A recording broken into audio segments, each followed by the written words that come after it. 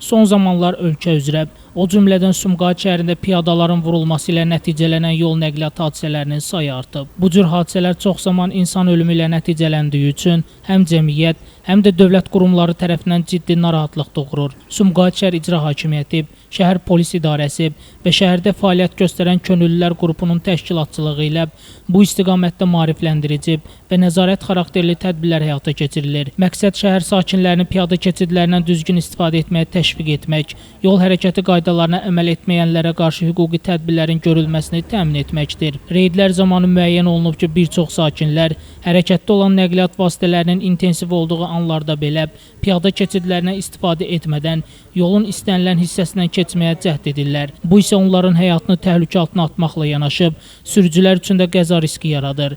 Polis əməkdaşları qaydalara riayət etməyən və piyadalar üçün nəzərdə tutulmuş keçidlərdən istifadə etməyən şəxslərə qarşı inzibati protokollar tərtib edib. Tədbirin əsas məqsədi şəhər sakinlərini piyada keçidlərinə istifadə etməyə məcbur etmək deyil, onları bu vərdişi gündəlik həyatlarının ayrılmaz hissəsinə çevirməyə təşviq etməkdir. Şəmstan Fikrətli, Elbrus İsmailov, Bugün informasiya proqramı üçün.